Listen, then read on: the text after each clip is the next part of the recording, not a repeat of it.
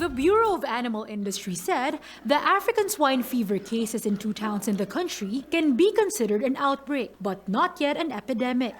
Pagkakaroon ng mga tumataas na insidente ng pagkakasakit o pagkakamatay na lagpas dun sa inaasahan. Sa isang lugar, alam naman nila na merong namamatay o nagkakasakit na baboy doon, taon-taon. Pero pag dumating yung panahon na mas mataas, yung nabilang nila, pwedeng i-consider yun na outbreak.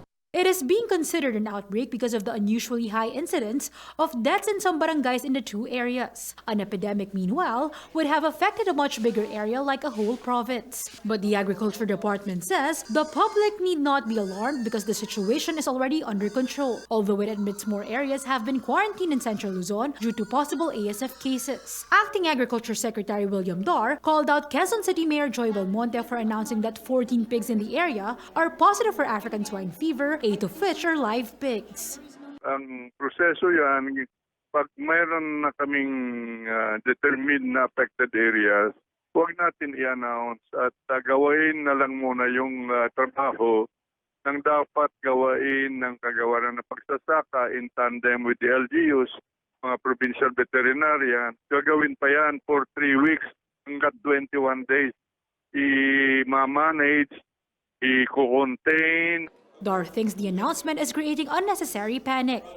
Hindi po pwede ipag-alam muna kasi ang daming dudumog ng mga tao doon. Yung carriers, yung pumupunta na tao doon, sila na po yung magdadala ng mga pathogens to other areas.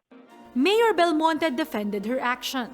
Sana Secdar, maintindihan ninyo ako na mayor ako eh. I felt it was my moral responsibility already as the local chief executive to tell our people, no, because they have the right to know about things that affect their lives and so that they can take precautionary measures as well.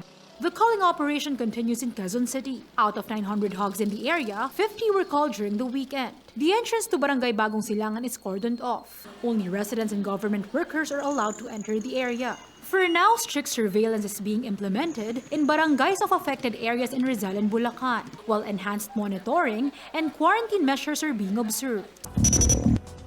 Dead pigs have been washing up near Veronica's house along the Puray River in Rodriguez, Rizal. She complains of the smell, saying they had to return at least 1 pig carcass back to the waters. Nung nakaraan linggo, ganun din, 3 rin. At tapos doon, sa banda doon, daming mga bituka pa ng baboy. Okay, bakit? Parang nasira? Siguro nasira. In Bulacan, 3 dead pigs were found stuffed inside a sack. Around 58 carcasses have been spotted in Marikina River since last week, 2 just last Sunday. The local government now plans to file cases against the culprit for violating the Clean Water Act and Sanitation Code. Civil dahil magke-claim kami ng damages.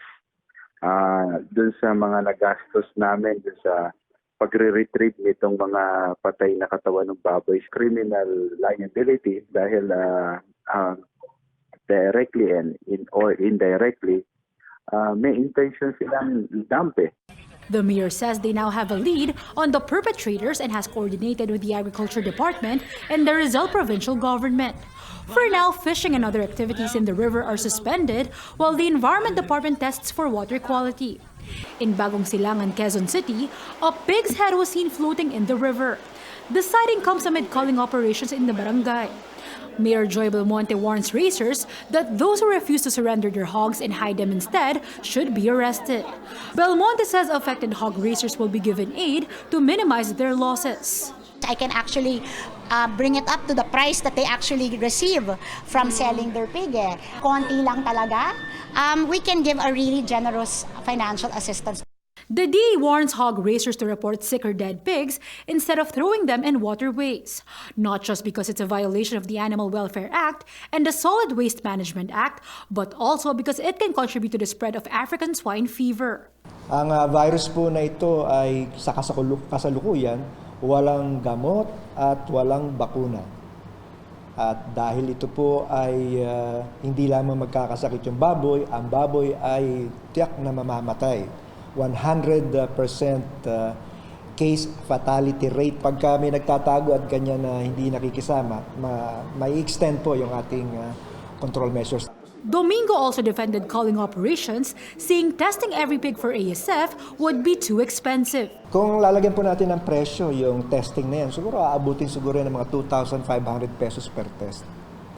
At may time din tayo para i-test lahat yan. Pero kung nalaman mo na doon sa grupong ito, may tinamaan na hindi lang isa, kundi medyo marami-rami din sila, no? Ang tamang desisyon doon, i-assume mo na lahat yun nagkahawa-hawa na yon at i-sacrifice na natin yon para wala na tayong iniisip na nakalusot pa. Shaila Francisco, We Are One News.